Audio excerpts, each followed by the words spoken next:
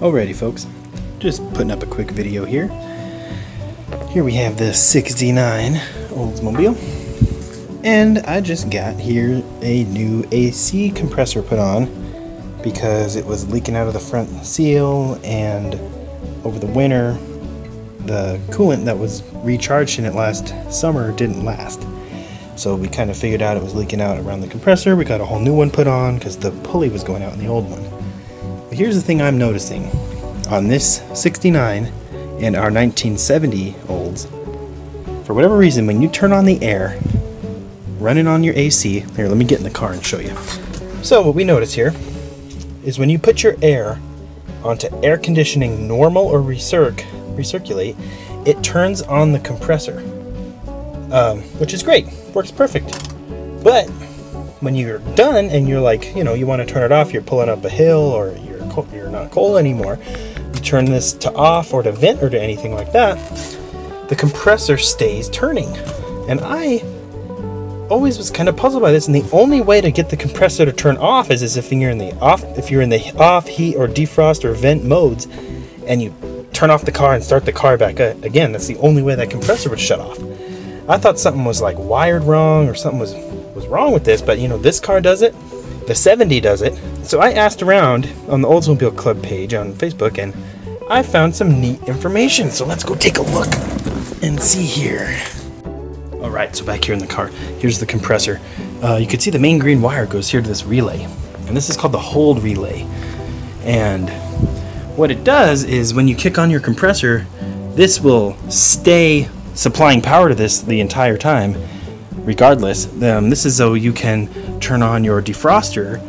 Your defrost will get this AC charged air, which will help defog your windows, which is really cool. The deal is with this, the only way it shuts off your car, your compressor, is if you shut the whole car off. So something I want to try is, say your neutral safety switch is in totally working order.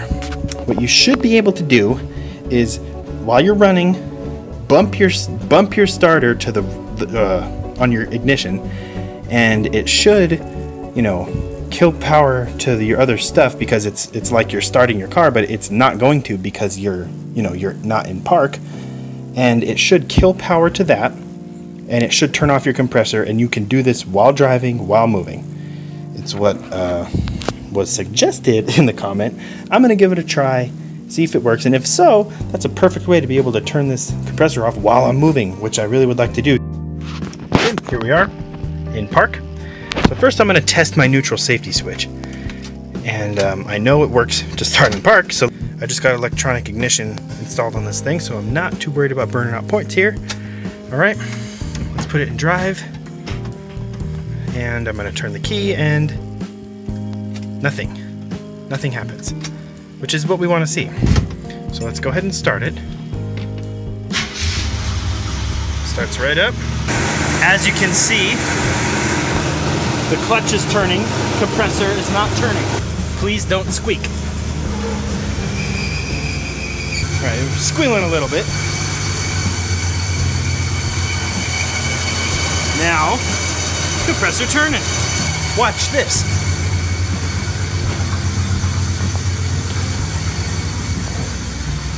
Alright, I'm gonna turn, let's say heat. We shouldn't have that there. Obviously, I can still hear the compressor. It's still turning. I'm gonna turn it off.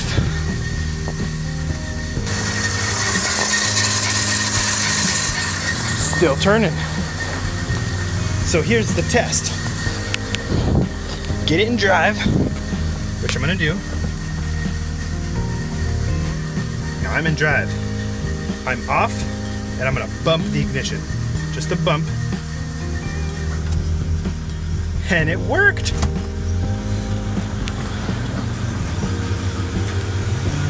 It actually worked.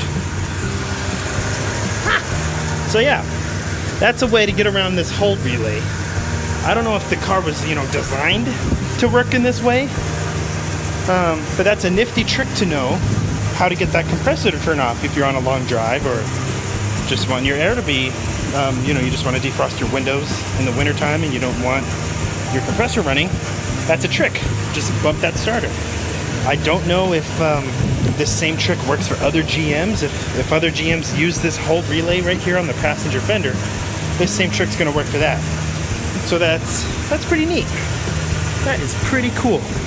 Now I just need to get AC working on that turd right there and be able to do the same thing to that car.